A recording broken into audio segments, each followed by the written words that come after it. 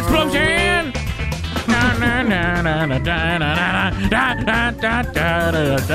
Hi, everybody. Welcome to Redline. Yeah. I mean, you're not wrong, but you're also Is this not right. the other red line of Edgar Wright films? This is Edgar Wright. This is Edgar Wright. Edgar Wright. Edgar Wright. Edgar Red Wright. Line.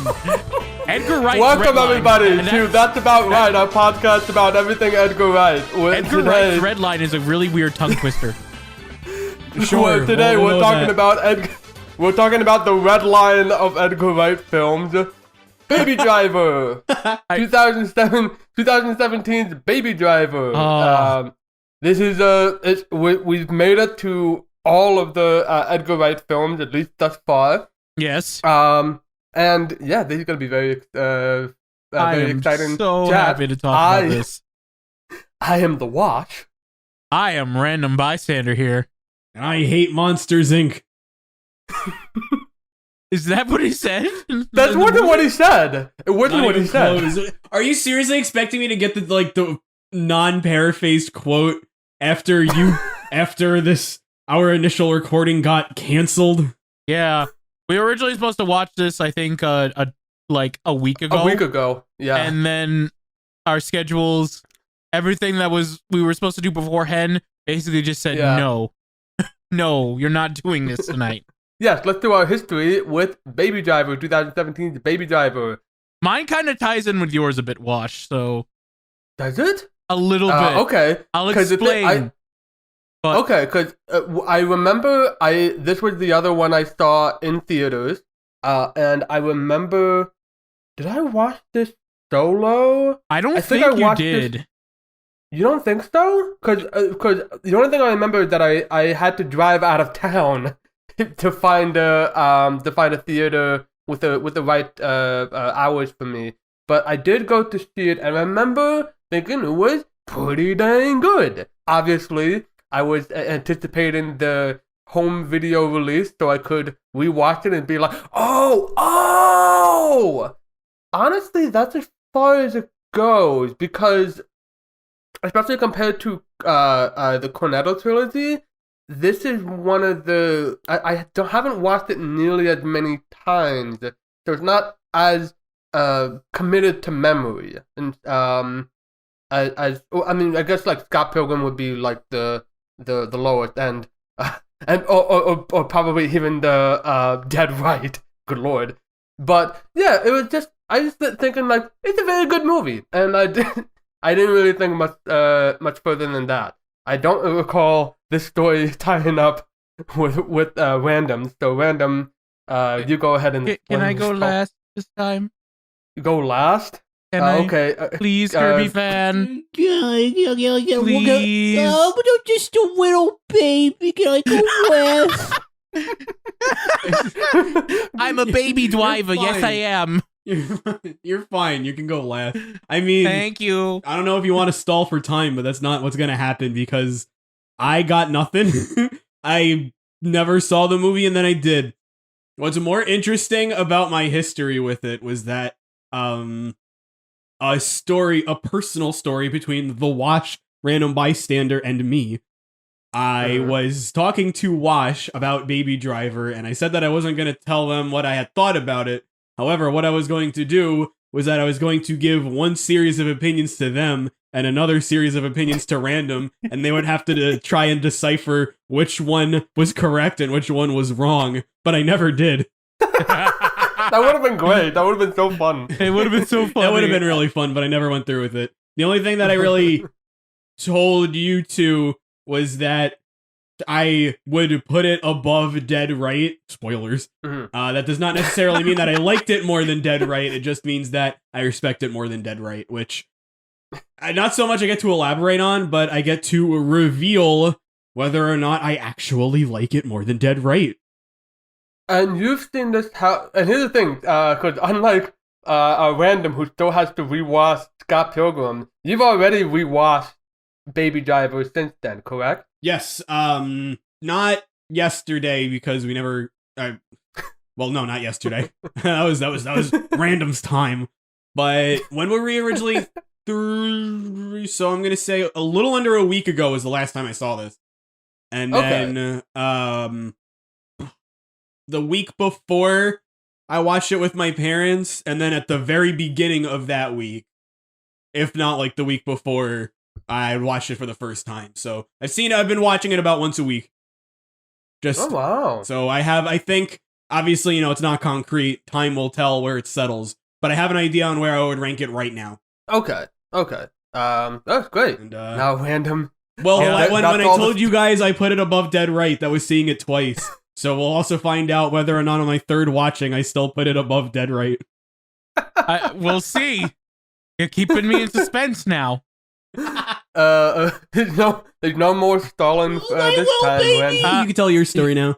Thank you. Well, actually, I have two stories now because I just thought of one that involves all of us, so I'll save that one for last. But the first story is, I remember at the time this movie came out, I wanted to see it in theaters, but I was always like, I don't like going to see movies by myself if I can help it. And I remember you messaging me about Baby Driver and how you saw it. And either you went with like another couple or you went with a group of friends who was dating with somebody. And you said it was a good date movie because like literally it was so intense to the point like where one of the guy's girlfriends was like grabbing his arm and such. I don't know why I remember that specific. I do know why I remember that specific detail. Well, I'll just say real quick. That does sound a lot like something I would say, but I think it was more because at the time I didn't have anyone with me, and I was thinking like this would be good with somebody else. Yes, and at the time I was talking to someone, and it was like sweet girl. It was very nice. We still talk occasionally. We're friends now. But I was like, you know what? She's never seen an Edgar Wright film. I really want to see it, and I want to see where this goes and if this goes well. And so I literally asked her to a movie on the 4th of July weekend. And I had told her, and she had no idea what she was in for. Because neither did I, because I didn't know what this movie was about. I just knew it was Edgar Wright, and we went to dinner, and then we went to see Baby Driver, and I just remember loving it and thinking the music was spectacular, just being totally engrossed from the minute I watched it, to the point where at one point I didn't even notice. I not that I didn't notice she was in the room, but at the point where I was just like, okay. This day could go terribly, and I still would love it. That's how much I was so engrossed in the movie. But when it got to the romantic points, it was our moments to be cute. We were holding hands, kissed her on her cheek, all that stuff. And just we were doing the romantic things. At one point, when things really did get intense, she did like grab my arm tightly, and I was like, "Wow, it did work." and I just remember we were staying to the credits, or at least up to the credits, to the point where we heard "Was He Slow" as the credit song, and we just both laughed about it. And then after that we hung out by a pier and watched the fireworks and had some nice romantic moments, and it's still to this day one of the best dates I've ever had. Oh wow. And it was because we saw Baby Driver. Yes, thank you. Another story was that Christmas, or like somewhere, that Christmas, and Baby Driver was on DVD and Blu-ray, and I was like, I'm gonna watch Baby Driver for Christmas. yes. And then I told KirbyFan that, and then little did I know, Wash was like, I'm gonna get Random Baby Driver for Christmas. Guess who knew? On both sides that they were getting Baby Driver. I couldn't afford you a present this year, so I got through this box. That's what I got That's you. what I got you. Isn't there anything that isn't about Baby Driver? And I just remember that and thinking that in the moment it happened, and I was just like, we know each other so well. Was it Christmas or was it a birthday present? Because that would have been hilarious. It was Christmas. Okay. It was Christmas, yeah. It would have been funnier if it was our birthday because we had the same birthday. And I'm pretty sure I also paired it with some like VHS tapes. Yeah, because I collected VHS movies you at the also time. because you also got me didn't you like along with Baby Driver you also got me Cars 3? I did get you Cars 3. That was just we finished up that story. Oh Wow. It's all connected. It's all connected. It was Pixar Perspective perspective all along. dies. But yeah, those are my funny stories with Baby Driver. I saw it a couple times after that, and it on my laptop, and I saw it again to rewatch it again. But nothing beats those two stories. No, yeah, that's those are nice. two That's really nice. excellent stories. Yeah, those are really nice. I know they You were a what? bit long-winded, but I think they were worth it. When you were talking about your date, I was suddenly thinking like, you know what? Probably the reason I said to you about it being a good date movie was because I had to sit with you as a third wheel during lava. Oh yeah, I'm sorry about that. Lava. On the brink of extinction. Oh right. You know what's not on the brink of extinction? Baby Driver. Yes, alright. So, random, you kept asking, can I do the plot synopsis? Alright, I'm ready. Let's go. Can you please make it short instead of this Baby is a driver for a mob boss, and he basically wants to get out of it because he met this girl named Deborah. Kevin Spacey continues to trap him to this life of crime, and he gets wind up in this huge, money scandal. Things go terribly wrong, and it's up to Baby Driver just to get out of this mess and wind up, hopefully, living a life that he wants, living, driving across the country with Deborah. You finally did it. Didn't take that long. I stuttered a little bit, but that's basically, it's kind of like a fairy tale almost. It's very fairy tale-ish. Yeah, you actually, because when you were explaining it, without mentioning the music, you could talk about this movie without the music. It's just that the music is so fundamental to the way that the story is told. Literally from the beginning, the music is its own character. Not from the beginning. The opening shot of this film is a shot of a bank, the truck's away, and you see you're inside a getaway car. And all you see is a hand with the pulling up an iPhone and starting to play some bell bottoms. Yep. Bell bottoms. Bell bottoms. Bell bottoms. Please don't copyright this. Bell bottoms. And that's before you ever see a human face. It's only when the music starts that you actually see the cast that's about to execute this bank robbery. Yes. And and that's the thing, you don't even see the bank robbery, you just see Baby inside the car just rocking his shit, because that opening shot was what Edgar's had in his mind for 2 decades by this point. This was before Spaced that he had this idea, forever. And it really shows his love for music, especially. We hint at it quite a lot throughout this this podcast, but this shows right here that he is massively into music. He loves all there's all sorts of different genres and artists on here. There were a lot of genres that it turns out there were a good amount of genres that he had to cut out because they couldn't get the clearance for it. Kirby fan, I feel like we're talking a lot and we're not letting you speak. I mean, I agree.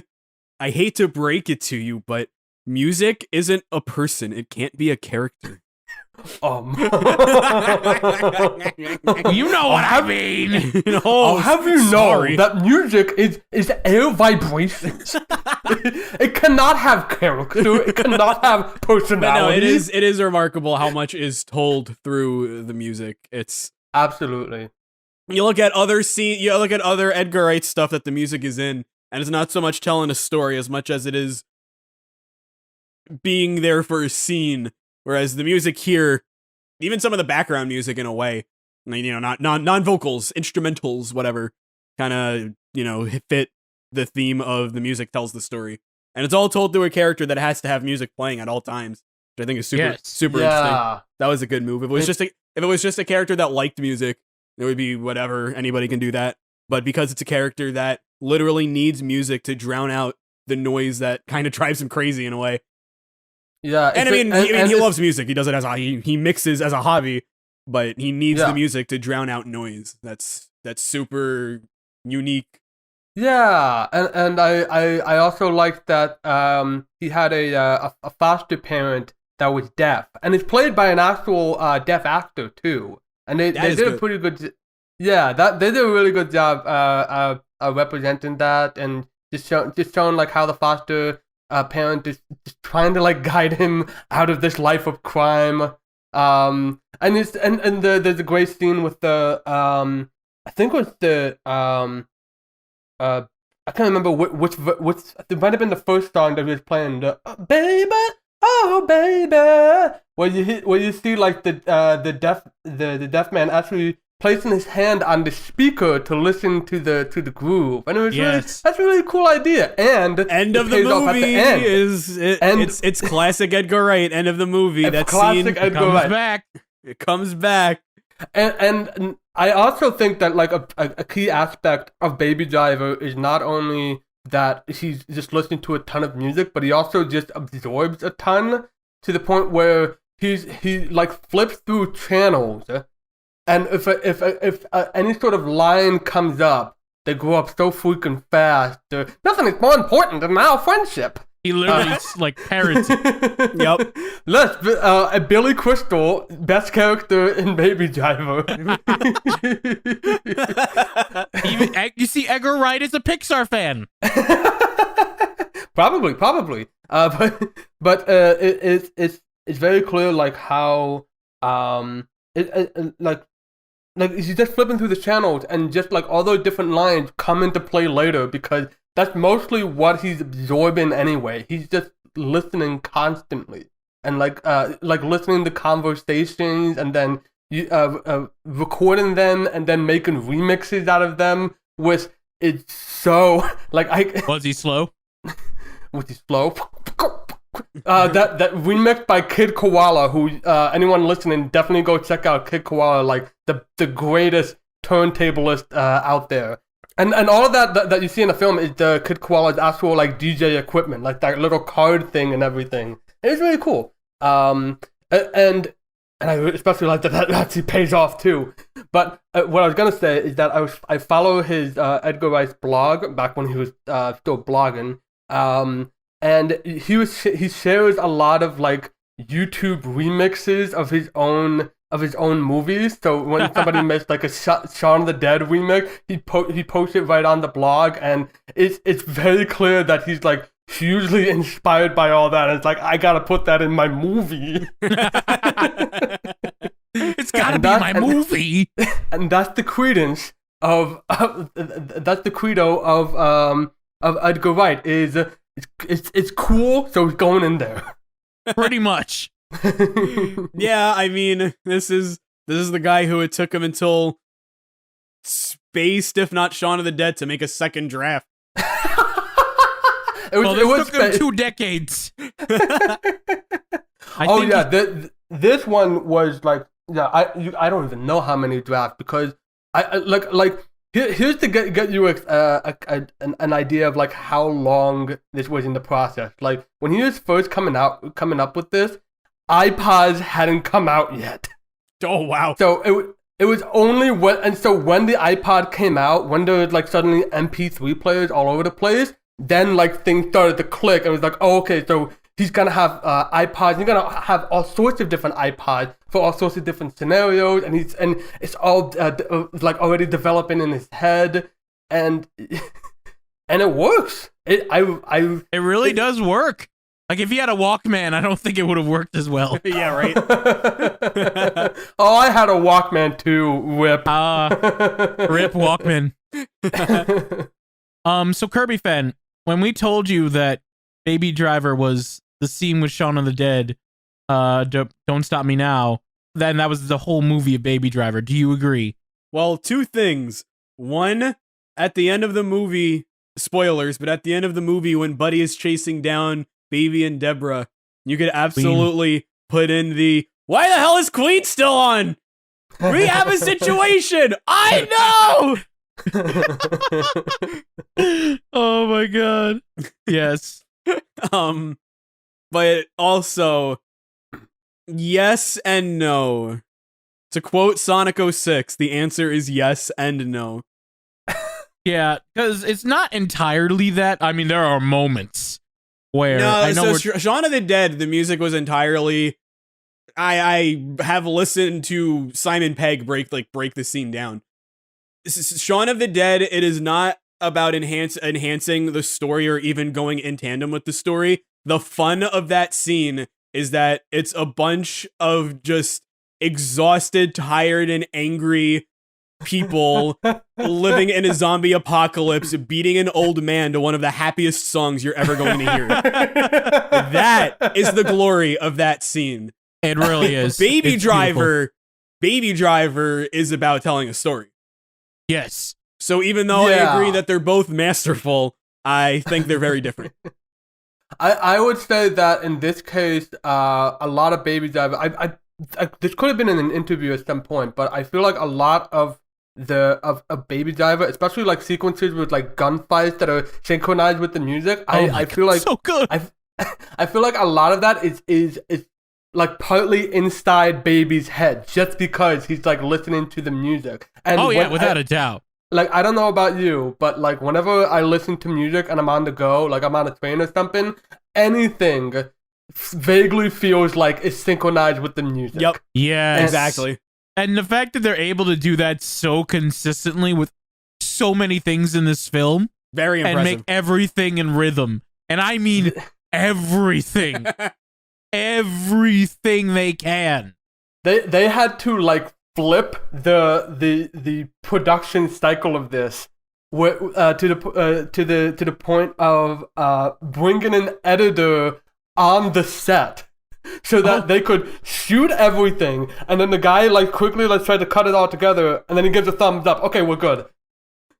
Like they had to make damn sure that this that everything was synchronized and everything felt right. That wasn't taking too long with it, and you can tell that you can tell. Absolutely. Oh my god.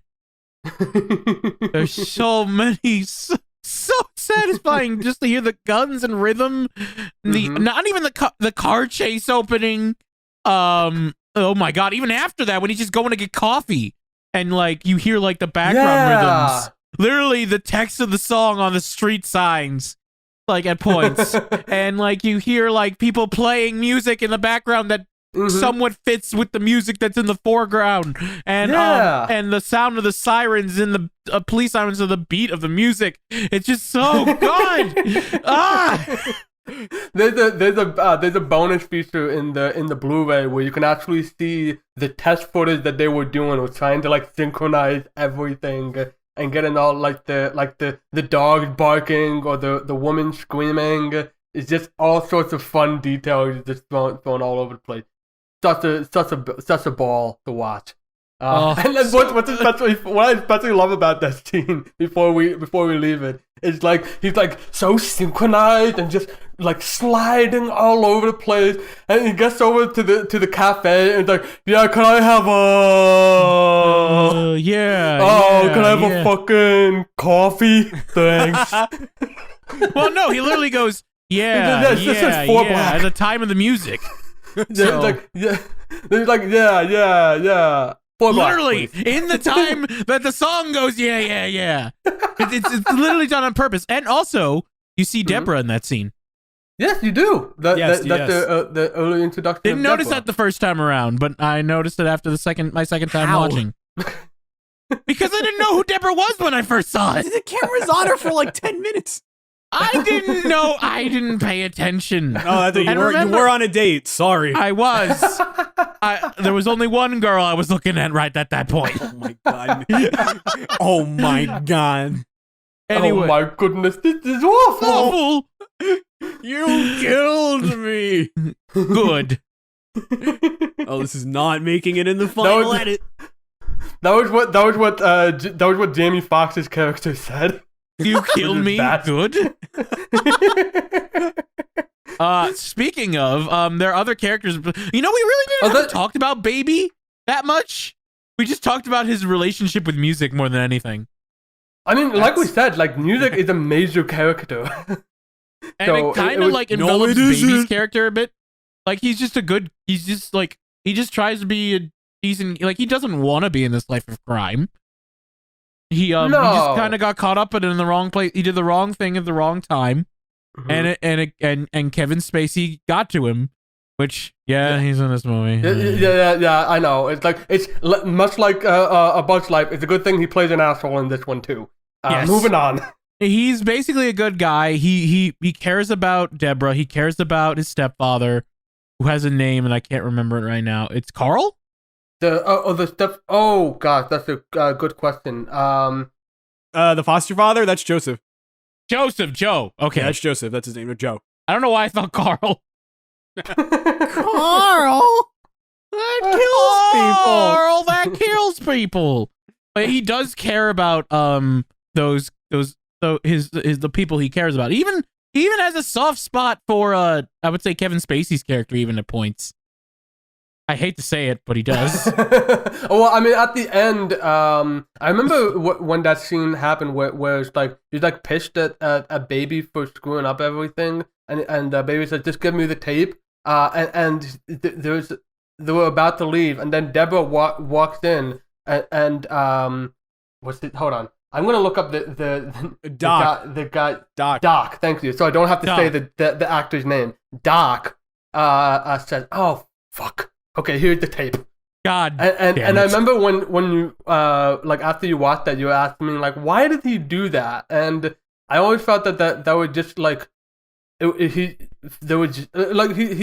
said in the elevator about like I was in love once, and you can that like just that was kind of enough to show that there was a softer side to Doc, even though he was like in 99% of cases an absolute monster, especially the way he forced Baby into this whole situation just because he thought that the baby was a lucky charm. In this case, it's terrible. But I mean, obviously, without it, we wouldn't have the rest of the movie. Yeah. To be honest, like if the rest of the movie was just a former getaway driver becoming a pizza delivery man, I would be hooked. Same though. With this editing and music. Yeah. It's like honestly, like the part where he's like doing like just like lightning fast pizza delivery and just be like, that's so cool. Pizza! He made me want to deliver pizza for a hot minute. It's not nearly as glamorous. No, but it's if not. If you're a baby driving anywhere, you can drive to the post office and it's gonna be the coolest thing ever. Hey, well, that was fast. I know. Drive to the post office. I see where you're going. Oh yes. Yeah. Yeah, the when the shit hit the fan. Yeah. But before we get into we still need to talk about a lot more characters. Yeah, so Because believe it or not, it's not just Baby. Yeah, so let's talk about Deborah, since she's the love interest. What do we think of Deborah? I like their chemistry together. Okay, so you like the chemistry together. I think you know what I'm about to ask. That should tell you what I think about her. Yeah, that's the thing. That, like, I think you know what I'm about to ask here. Do you like Deborah? I mean, on one hand, they're very great together, and she's nice. She has some problems. She's a love interest, and that's it. Yeah, and I remember watching like a review afterwards where they would mention that like Deborah like just goes along with the whole like when Deborah finally like comes along with Baby while Buddy is chasing after them. Like at that point it's like it's barely earned because Deborah still just met this guy, and it's just not very clear like why, unless there's just like weeks had passed since he like first finished up that job. Like it's just kind of implied that he just the Deborah it just goes along with it because it's because they're two young lovers and she has nothing keeping her within this town. Yeah, that's true. She does say that. They do explain that, like she literally says that. But he's a crime. He's going to jail. He's going. Yeah, he literally going to jail shot a guy just now, literally 5 minutes ago. You even admit that at one point. Yeah, like Doc even says at one point that like the good news is you like driving because you're never gonna let your foot off the pedal for the next 25 years, and that comes back too because Baby's sent to parole for 25 years. Yep. Yeah, there's quite a lot of carnage too. So carnage. Cars. Lightning McQueen. Love my buddy, Lightning McQueen. You know, I wish that the car that got totaled with the dead body inside it. I wish Mater was in that Cars. I was still in Cars. Like, do you remember the car with the dead body in it? It was like in Cars. It's like the deleted scene. I mean, some cars did die. That's true. What I'm thinking now is that Deborah and Baby jump in a car to get away from the police. Baby starts driving in reverse. Deborah goes, "What are you doing?" Baby turns to her and goes, "Bet you ain't ever seen the best car driving in reverse." Not need to know where I'm going. Just need to know where I've been. He just literally he just gets this. He just turns to the layer of the cable car. I thought you were gonna say that like they jump inside the car, but it turns out that the car is alive and it says. Why is it that when we talk about characters we don't care about or don't really want to talk about, because, we always wind up talking about cars? It's always cars. So. I even when it was like Cars 3, we didn't talk about cars. So, I will say, Lily James did her best with the role. Yeah, Lily James did her best. Ansel Elgort, we should mention, also did fantastic with the role given. Yeah, Lily James did his best as good. Her big thing is that like she likes music. According to an interview, is like she's a bit of a dreamer and impulsive. You're reading the Wikipedia article too, aren't you? Yeah, I am. It's fine. It feels more like a fairy tale. Yes. That is the key aspect of it is that it's and we should mention that this is Edgar Wright's first not counting his student film, his first time solo writing. Yes. So in other words, like this is his first time solo writing the second draft. So, and I mean, in this case, like obviously this was something that's gonna take like a lot of time for him to cook up in his head. But do you think that like without Simon, that he went for more of a fairy tale, or do you think that was just kind of always gonna be something like this? Without Simon Pegg. As the co-writer. But I don't know. I'm thinking of Scott Pilgrim, and that's not too... I mean, that's more video gamey than fairy tale-y, but it's still not this. But to be fair with because Scott Pilgrim is an adaptation, so that's I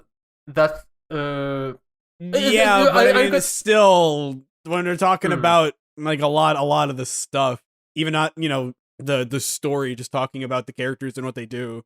That did not feel nearly as fairy. I want to use a different term. Let's go with the female characters mattered. There seemed to be a problem with Edgar Wright movies a lot. Yeah, the only exception being Shaun of the Dead. Not Scott Pilgrim. Not Scott Pilgrim. And it's not that bad with Hot Fuzz. Like, definitely not nearly as bad as this in The World's End. Yeah. Where it's, I say this is better than The World's End. Yeah, you know what? I will agree that like this is in terms of the female characters. This is mainly because there's more than one female character. That's what I was going to say. Just on merit of there being more than one. One more than one, and they both have their moments. A Deborah may be just a straight up romance, but they give her time. Yeah, absolutely. They give her time. Yeah, and at least that, because they did not give Sam time. Yeah. It's fine. It's like Deborah is fine.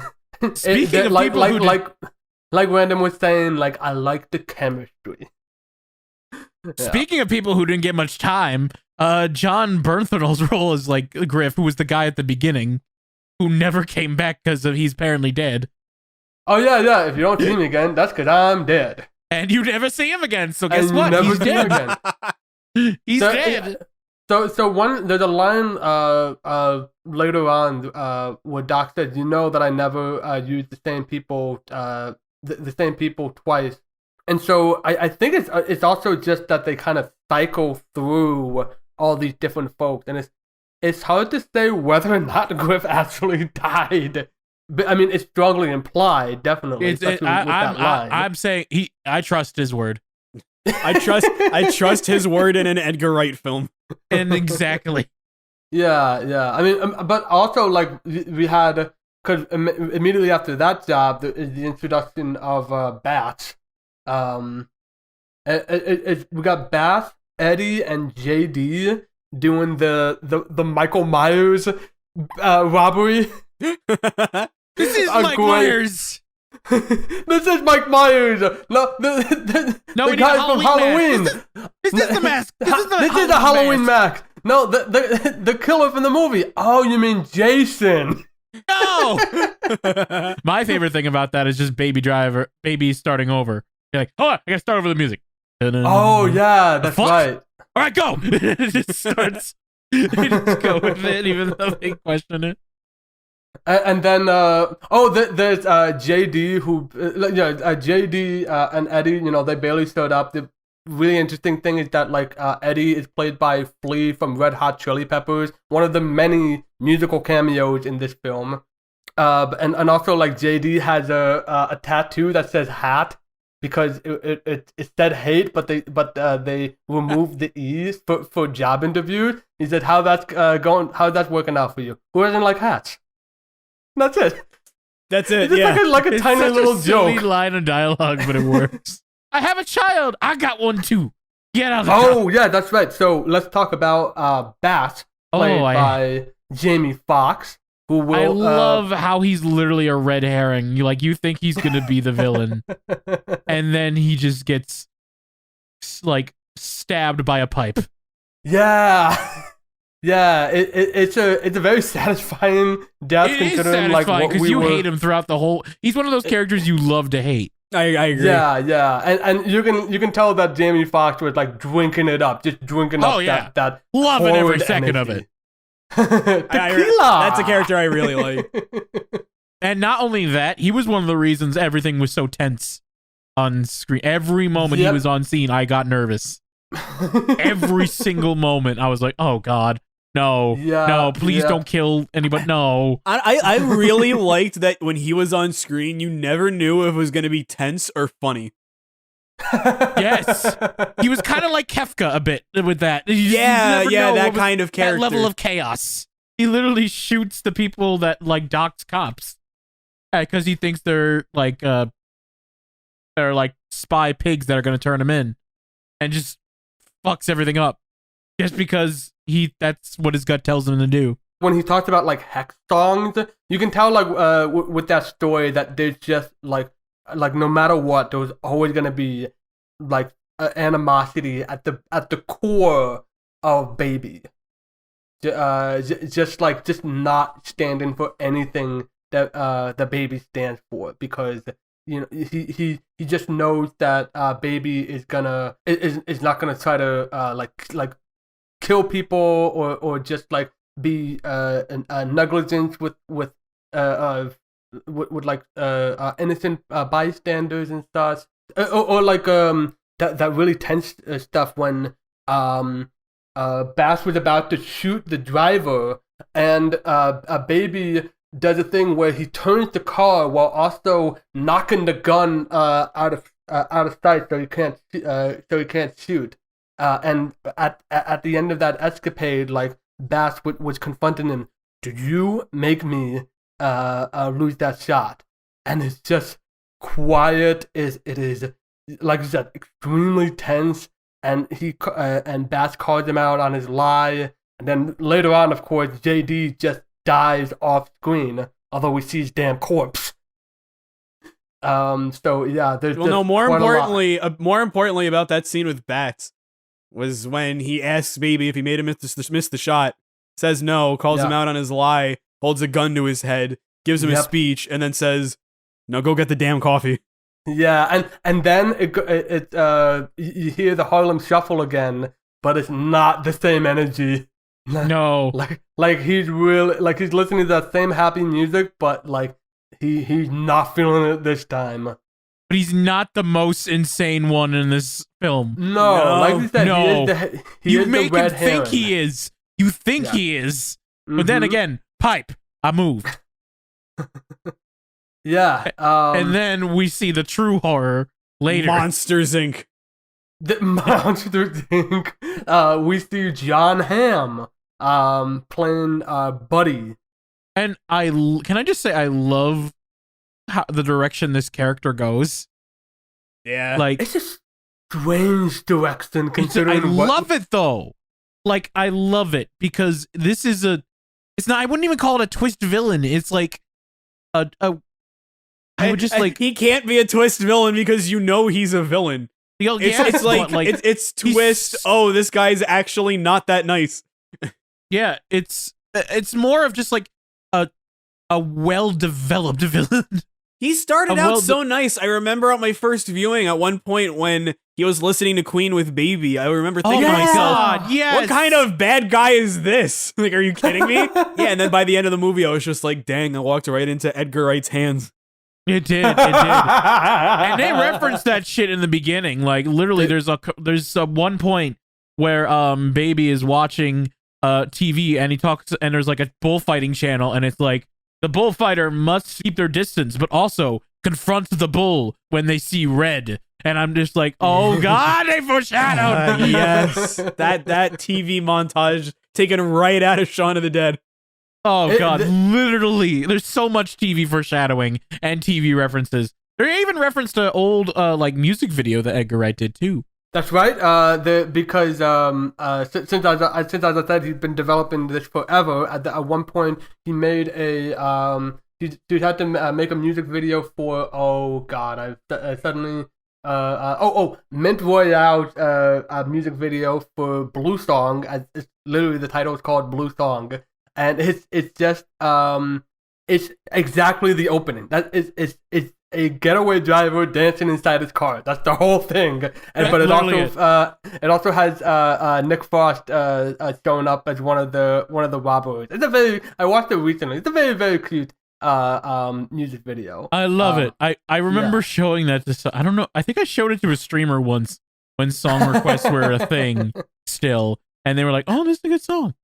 I remember like when the movie was first coming out, and like this was a very successful movie. We should point out, like very, very successful. It was a big surprise for the studios, especially. But I remember when this first came out, there was this rumor, there was this wrong idea that Edgar Wright adapted the music video into the movie, not the other way around. I just remember hearing that and to be like, no, you asshole. Music video came first. Back to Buddy. I just love the character progression because you see him in the beginning, like in the whole chasing montage scene, and you see him first with like him and Darling, and they're like when Griff, I believe is his name, the character who's dead. The character who's dead. Yeah. Who's dead. He's like messing with Baby, and they're like, oh, just leave him alone. He's a good kid. He's fine. And they're just doing their own thing. You don't see them again until much later. And when you do see that, you see John Hamm bond. You see Buddy bond with Baby over Queen, which is really why the hell nice. Is Queen still on? Which is really nice, especially with Bats really being the the line I really wanted to point out was Bat saying like, "Do you have a violin? I thought I had a violin," and Buddy just goes, "Shut up." Yes, This is what everyone was saying. honestly everyone. It was like you love to hate bats, and so do the characters. Absolutely, completely. And then there's one point. There's a couple times where you see the horror of Buddy though. Like the one point where Darling kind of antagonizes him, saying that bats looked at her funny. Yeah. And you see like them plotting to kill bats, which honestly kind of what we all want a bit deep down. But you see a glimpse of the horror, and then there's the diner scene, which itself is just so tense. Oh god, which for so many reasons, but one of those reasons is that Bats calls Darling and Buddy out for who they are in real life, and Darling has this monologue about how Buddy is like a bull, and like when he sees red, you see nothing but black, and then Bats makes fun of them by applauding. This is an Oscar moment right here. Tragically, this movie was nominated for 3 Oscars and won none of them. And then Buddy's character grows because you see like him question Baby a lot about a lot of things, including when he's going somewhere at 2 a.m. and he's not even like that mad at him. He's like, "You fucking kidding me? I got enough on my plate worried about bats. I got to worry about you too now. You know what? Do me a favor. If you're just in this for the buzz, if driving is just some kind of escape for you, then go." And he was ready to just let him go. And then Bats came in and fucked everything up. Well, no, what fucked them up with that Baby just left the tape recorder on the bed. You see, like I saw it in that shot. Like the tape recorder was on the bed, and he just walked away. It's like, no, you idiot! And don't make them play the red line tape. I had to mention that whole tape reveal scene was great. Yeah. It's one of the last like big laughs of the movie before classic Edgar Wright. It takes a turn from being kind of funny to just really goddamn tense. Yes. Yeah. Oh, it is. Oh god, so this movie, the whole like basically the half of the second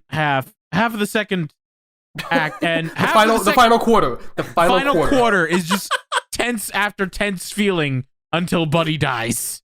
Yes. Which, by the way, at one point, the post office job fails because when Buddy tries to drive, he kills Bats with a pipe, and because he moved. And then there's this great chase scene. Buddy moment. Basically, there's this great chase scene, and at one point they meet up again. And Darling shoots the cops, and the cops shoot her, and then you just see Buddy lose it. And you know a beast is unleashed, and he is now the antagonist of the film. Because you mentioned that chase scene, I now have to mention that the music, I believe it's called Focus by the band Hocus Pocus, or maybe the other way around. But the point is, that's the fence jumping music from Hot Fuzz. If you remember that little sting when Nick Frost was about to run over to the fence, bam, bam, bam, you hear that little guitar bit, and I heard that, I was like, oh my god, Nick Frost is here, and he's gonna fall into the fence. I was waiting for Baby to have that moment.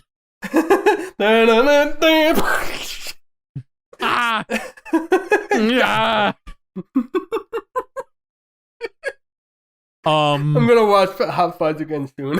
Probably. It's just so good. And then every moment with Buddy is now intense now. Every single moment when they're at the diner and you see him play like that, which by the way, the timing of the coffee thing was great. It was just great and still intense. Yeah. And especially like the last half, like all the music is there's some like happy songs, but it's like if you're like listening to the lyrics, it's like really intense.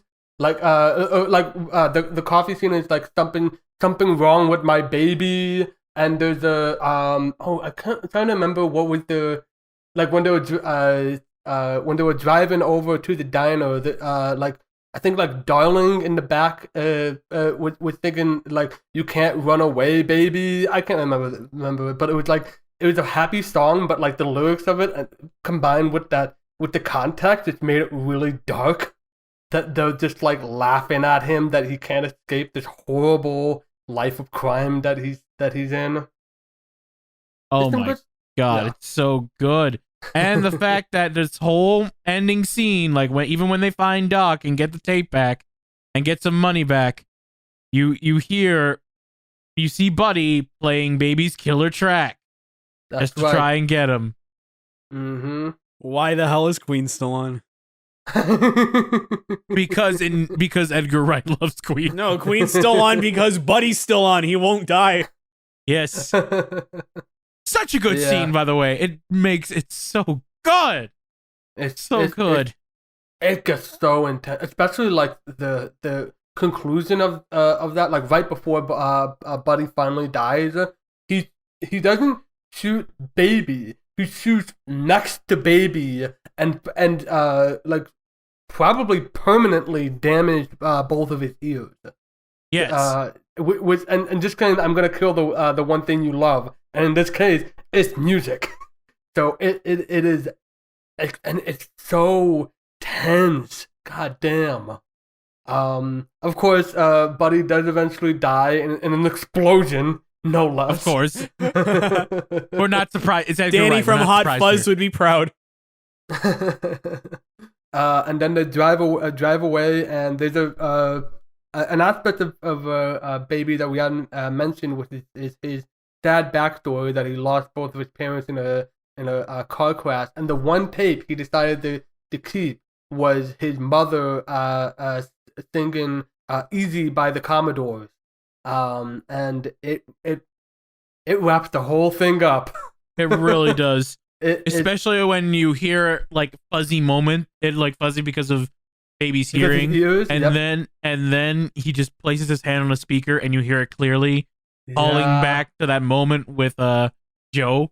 It's just Mm-hmm. And then another great move. He doesn't get away with it. He actually gets punished for his actions. Yeah, I mean, it would have been like a like bittersweet ending if it was just them like driving for the next 25 years. So post credit sequence, 25 years have passed. Baby goes, all right, I think we lost them. Movie ends. 25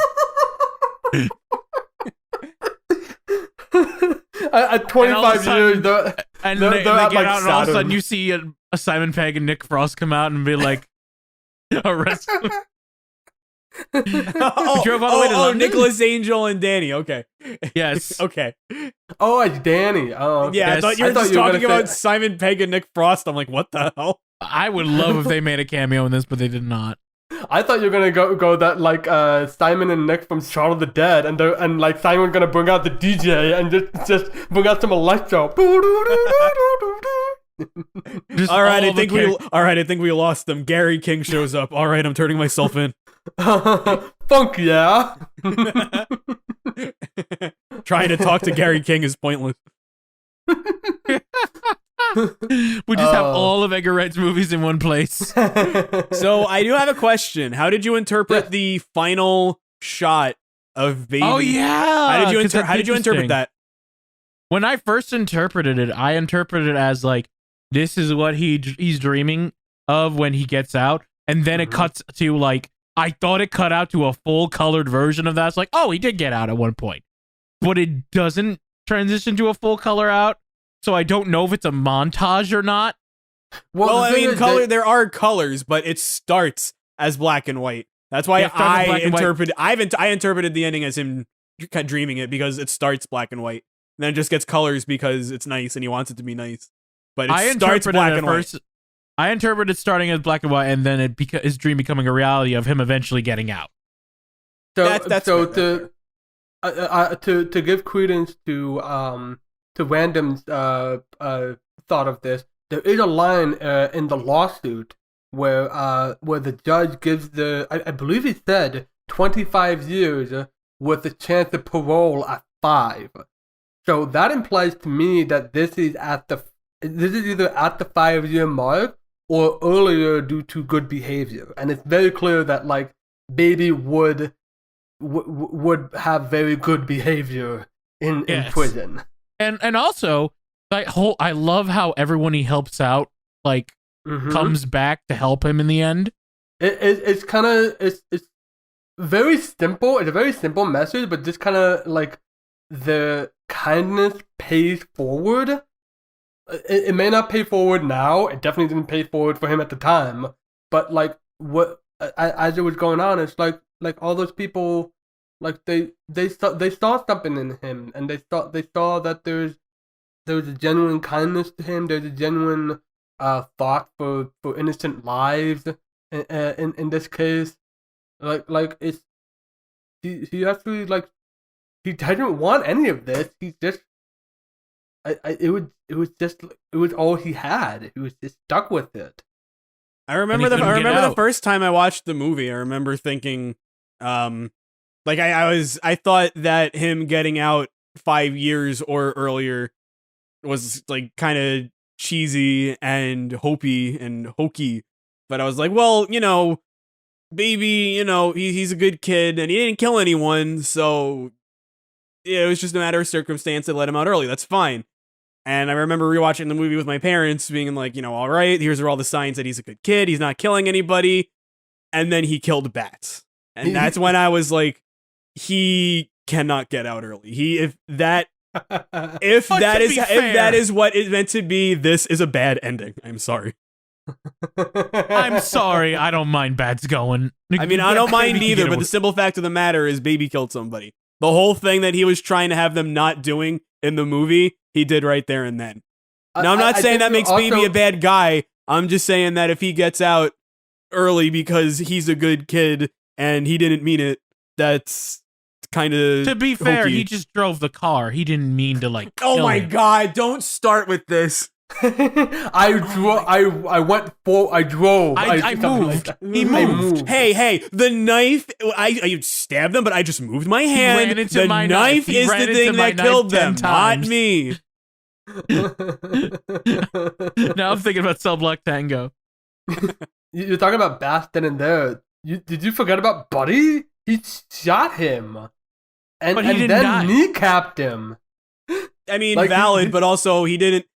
This is one of those He did it in instances where it's like self-defense in that case. No, this is actually when Random's argument would come in handy because he didn't actually shoot Buddy. He shot at Buddy, and he either hit his knee or he missed him. I don't remember, but that made him stumble backwards and fall. It wasn't actually specifically Baby that had done in Buddy.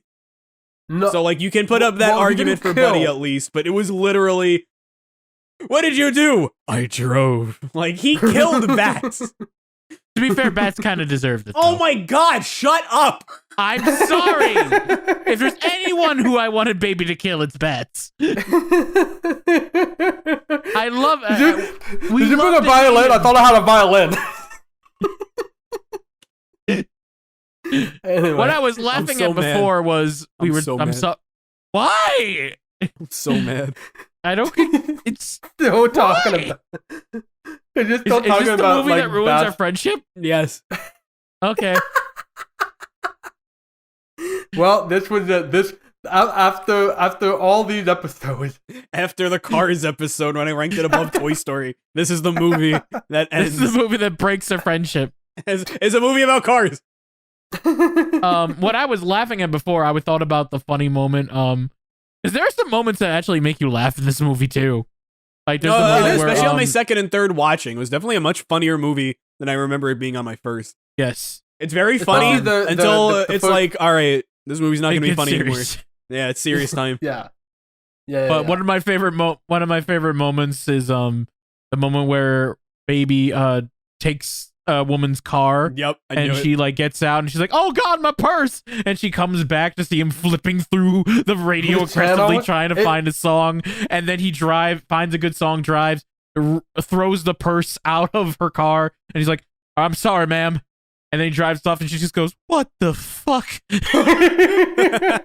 It's a payoff to what? That was the best female character in the movie.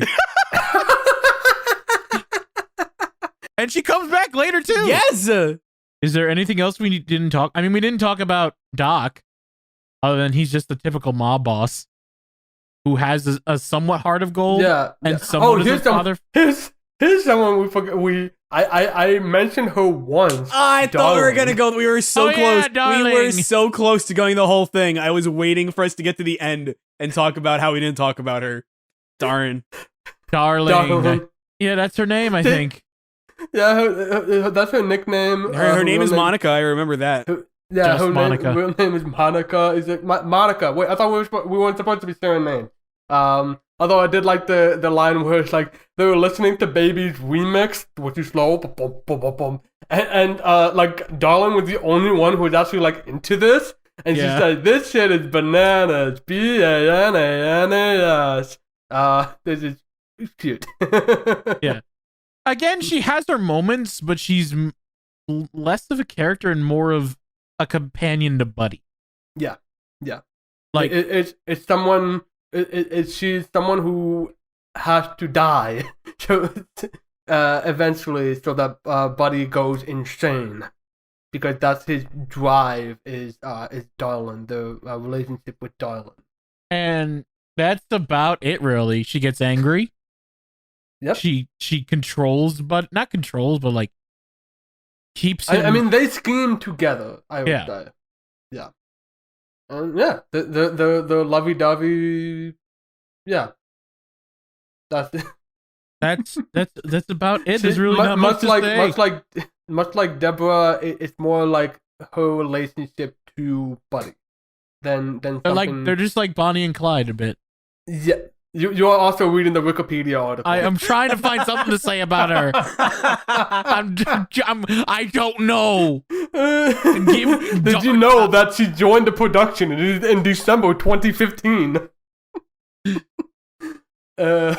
Actor was fine. You know. Yeah, she did a good job.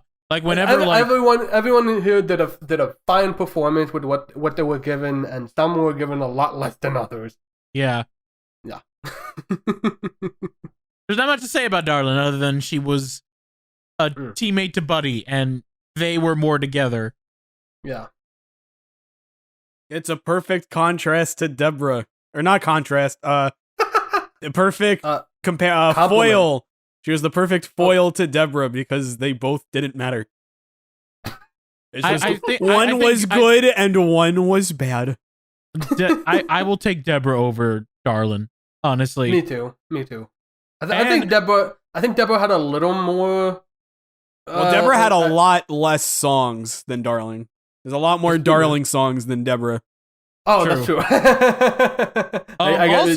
Also, literally, there's one point where her and Buddy in the beginning are talking about going to somewhere, and it's the finest wine and dining in town. And literally, when Baby asks out Deborah, he tells her about this place, and she's like, "Oh, I hear it's great." Yeah, and then Baby says, "Yeah, it's the finest wine and dine and all the wines and dines in town." And I'm like, you parroting again. Yep, that's a lot of what he does. It's just parroting. Baby's lying when Bats tries to tell him to go to that diner, and Baby says, "No, it's terrible." And Bats says, "Well, now I gotta try it out." Yeah, that's especially tense, especially with the. Like, good lord. You know, when I say it like that, maybe it was okay that Baby murdered Bats and didn't go on parole for it. Maybe.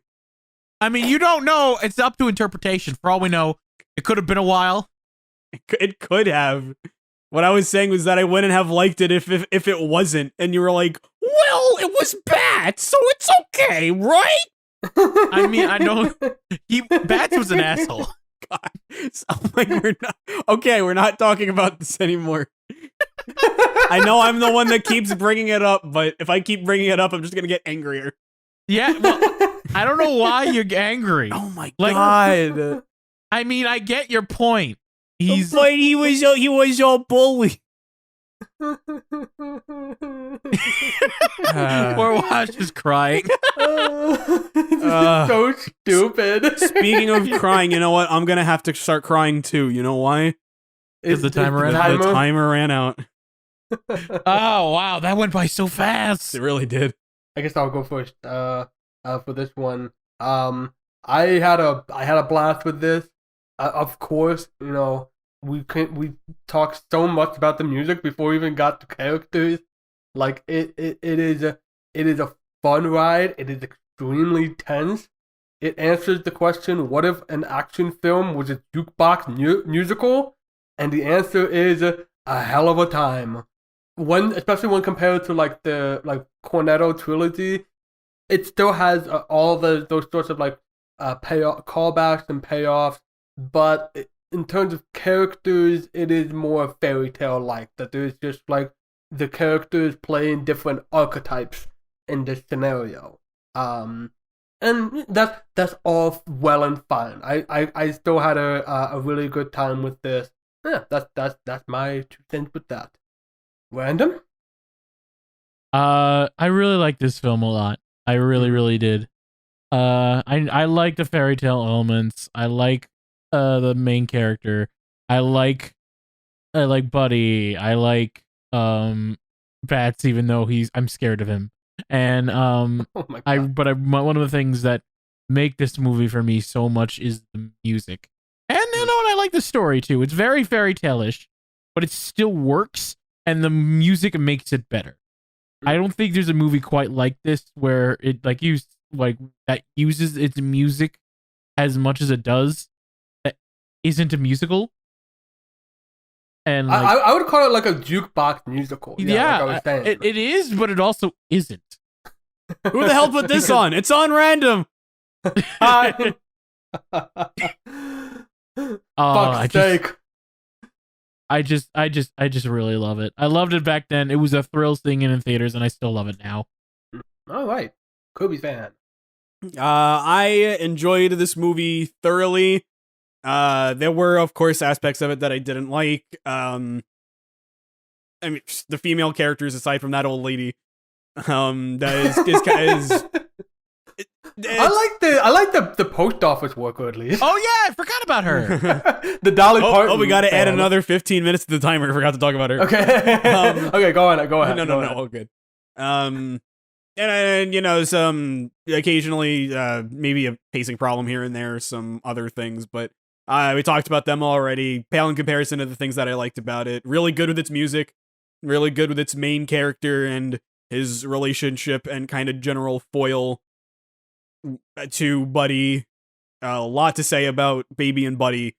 You think it's gonna be like, oh, it'll be about Baby and Doc, and then Buddy and Monica, or whatever, her darling, whatever, or Baby and Deborah. It's like the conflict winds up being with, ironically, the two characters that seem to be the most chummy with each other at one point, which were Baby and Buddy, and it's very good. Very well written, a lot of callbacks, very, very Cornetto. I liked it. I thoroughly liked it. But did I like it more than Dead Right? You said you did. You already said that. Yeah, no, I said that after my second watching, not my third. I could have changed my mind. That's true. Well, before we get to all of that, before we get to the rankings, I do want to note that as I was looking it up, it turns out that this movie, because it was massively successful, and the studios were quite surprised with it, with how successful it was. It really it hit home with a lot of different audiences. Of course, you know, action, romance, thriller, comedy, musical, like all sorts. They're going with a sequel. They want to make a sequel to Baby Driver. I don't know how I feel about that. I don't know how I feel about that. I didn't know about that. Let me tell you. I do know how I feel about that. Well, we'll see it. It's all right. We'll see it in 2040. That's true. That's true. Well, that's assuming that it's ever gonna get that. What would they even do? Like, what? Everybody is dead. Yeah, everybody is dead. Wait a minute! This is the sequel about Baby being a pizza delivery driver. You know what? Actually, I would watch that. I take back what I said. The only thing I could see that they would be doing is either the pizza delivery thing, which would be a great comedy, or they tell Doc's story and make it a prequel. No. Or they tell about Baby Driver's, but how he got to where he was. Do I think that would be good? No. But Edgar has surprised us. So I will first tell you this, that apparently Edgar did send they made a first draft I think last year, and he already sent it over to Ansel Elgort. So apparently they're gonna just try to get the same actor back in as their main role. And also just with the Doc thing, I'm just gonna say this straight up, like the actor who played Doc was found to be a creep this same year that this movie came out. Oh, so I know.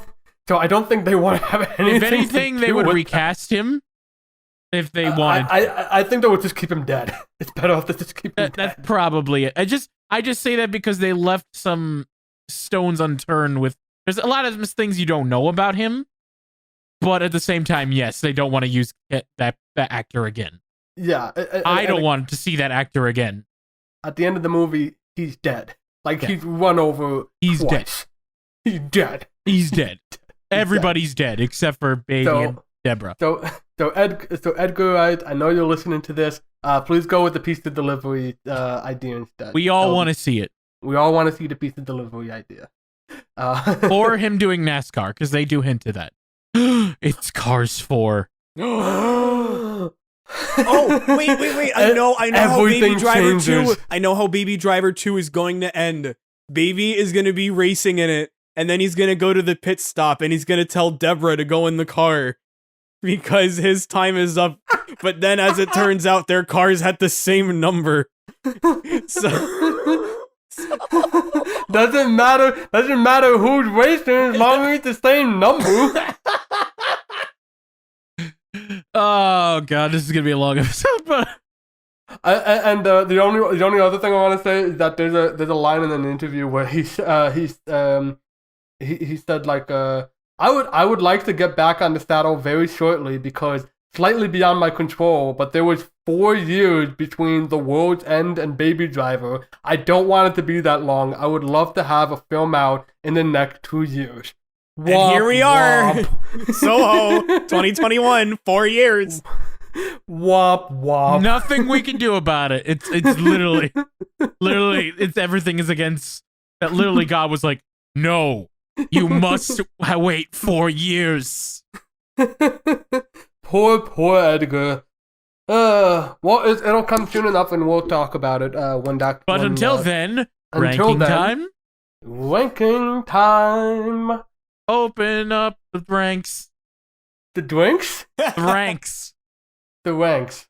Whatever. Right. I'm not good at parody songs all the time. Most of the time.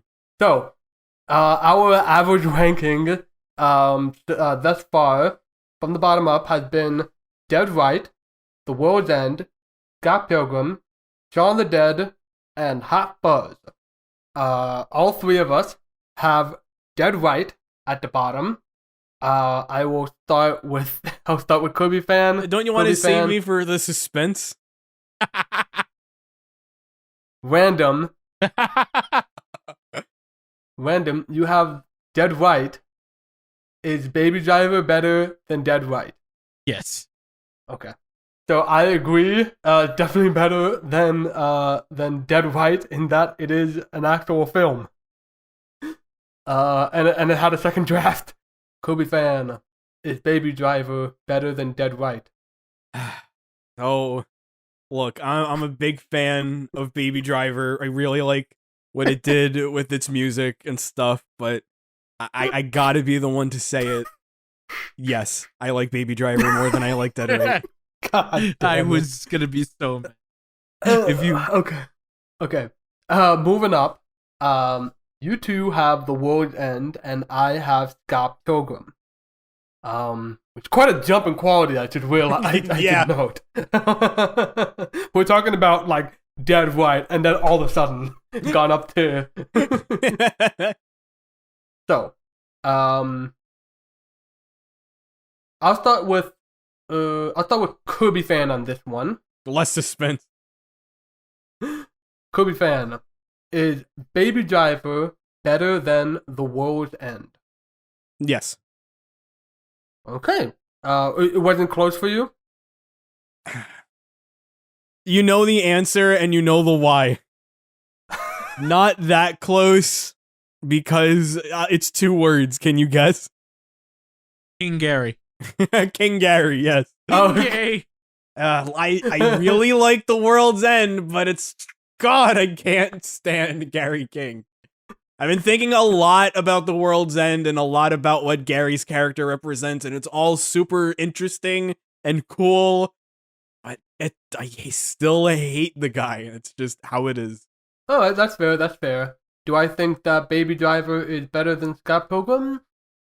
Yes, I think so. I definitely think that the baby himself is a nicer character than Scott Pilgrim.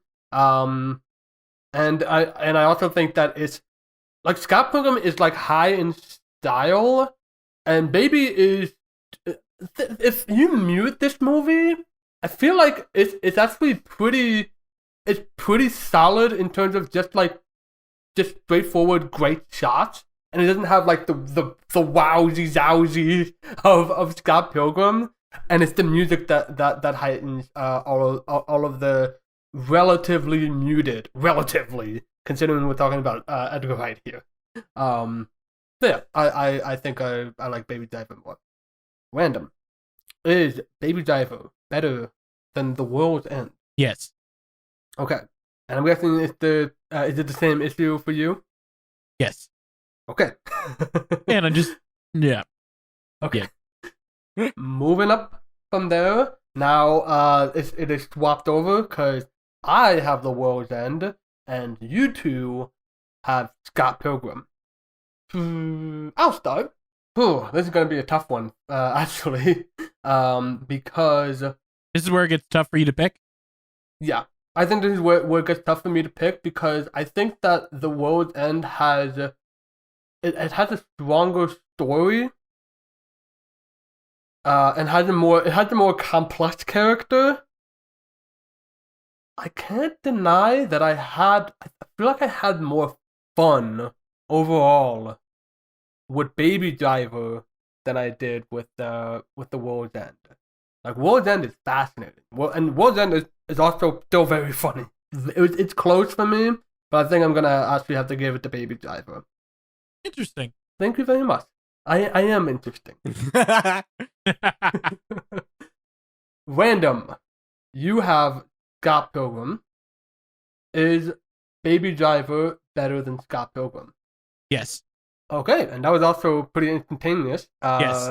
I feel like I know why. Do you want to elaborate that on a little bit, or you're good? Scott.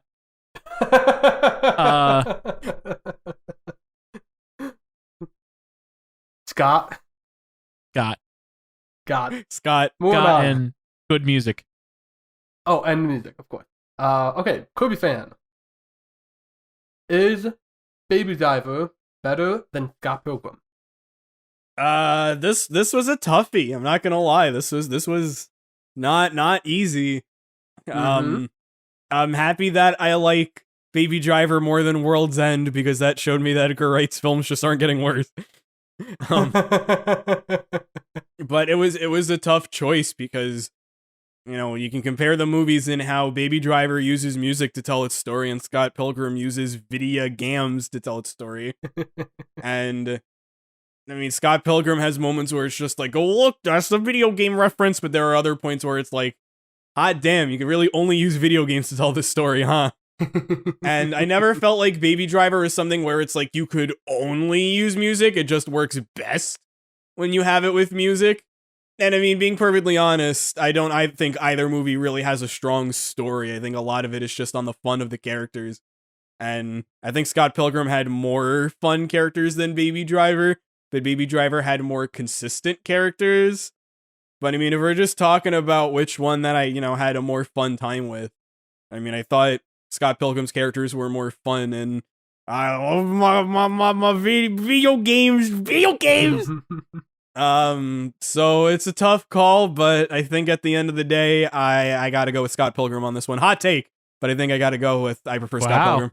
Interesting. Okay, I agree that it's very close with those two. And Scott Pilgrim has a vegan, that too.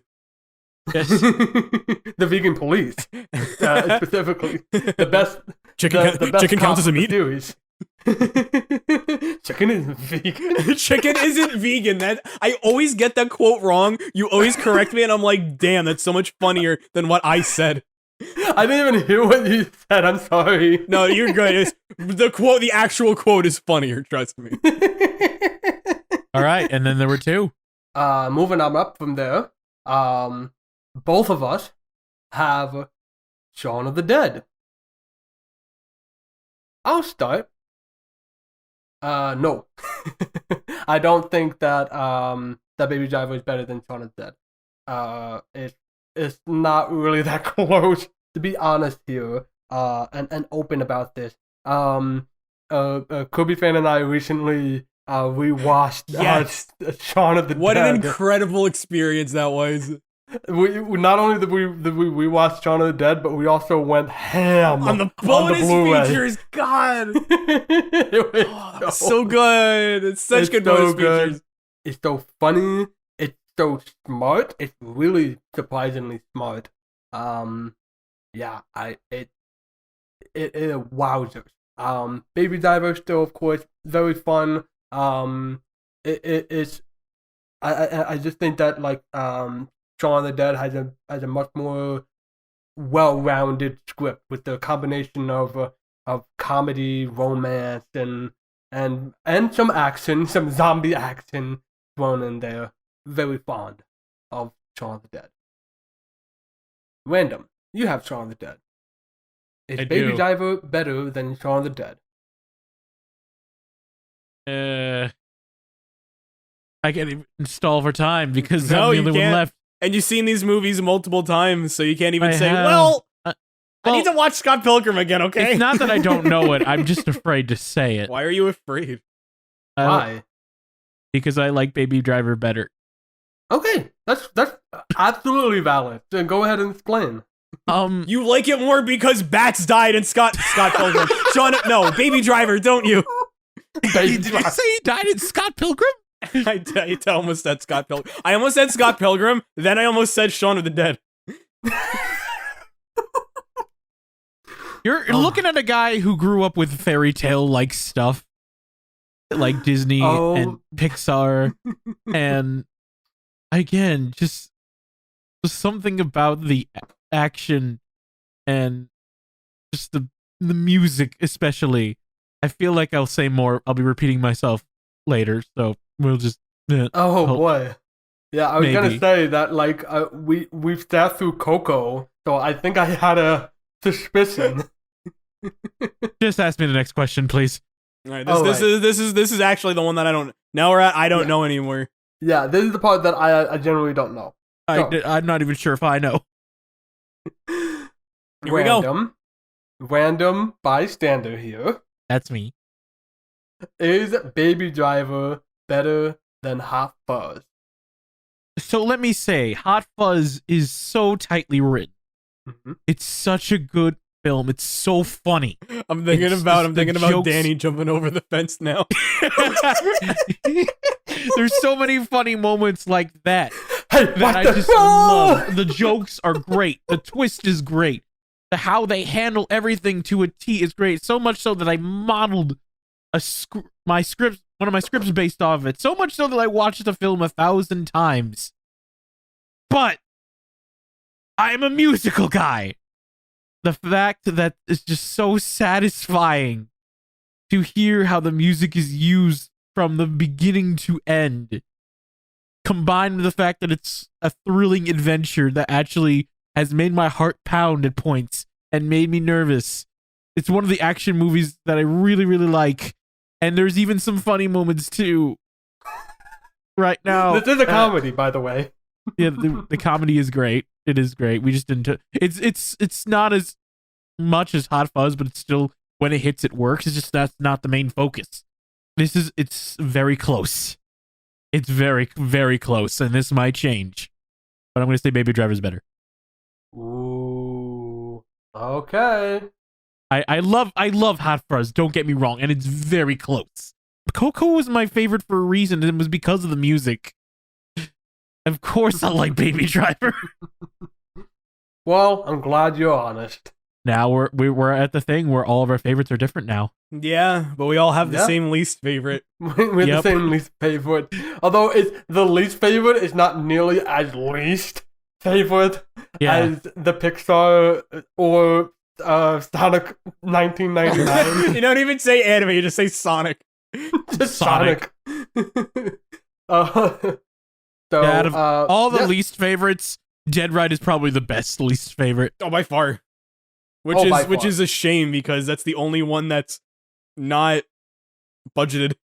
Oh wait, well, we did it. We've ranked all 6 Edgar Wright films that we know of, because I know there are his other student films, but we don't have access to those. Nope. But we did it. We also watched the entirety of Spaced.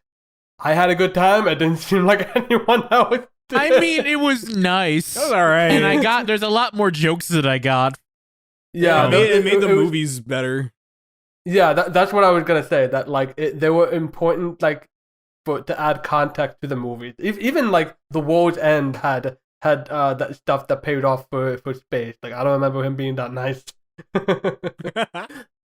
Okay, and that's it. We've gotten a ranking in. You can like do like a quick cutaway if you want to. I don't know how you're gonna do it in the editing, but That's literally a setup. I hope you know that. Sorry, I missed that. My mom came in the room. What did you ask? my God, now you have to keep it in the edit. Yeah, right? Oh my God. Okay, so we have a actual rankings from the bottom up. We have Dead Right at 3 points, The World's End at 7 points, Scott Pilgrim at 9 points, Baby Driver at 13 points, There's die. Shaun of the Dead at 15 points, Oh. Hot Fuzz at 16 points. Yeah, No tie. that's it. No tie. No ties, no. Yeah, that's sad that we don't have any wacky ties like we did last time. Oh, those would be those were so fun. But it looks like we had a pretty. I mean, I like this ranking. I'm fine with this ranking as is. Overall, it's pretty similar to what a lot of people think. Yeah. It's shame about The World's End, I guess. But you know, it's fine. It's fine. I mean, fine. Again, we should clarify that like the gulf between The World's End and Dead Right is ocean size. It really is. But yeah, that's it. We've done all. We've done it. We've done all 6 films, and we're gonna wrap it up. Yeah, we're gonna do a finale. We're gonna do a finale, a Christmas finale. In fact, the episode is gonna come out in Christmas, even though this episode is being recorded right after Halloween. Yes. But We're yeah, that ahead of the game, folks. That ahead of the game. So we're gonna have a very special episode where we wrap things up. Until then, I've been Speedwagon Wash. There we go. Speedwagon like JoJo? Sure, like JoJo. Yeah, like REA Speedwagon. Yeah. Oh, musical reference. There we go. REA Speedwagon. Speedwagon. I am Radio Wave Random Bystander here. What we're doing?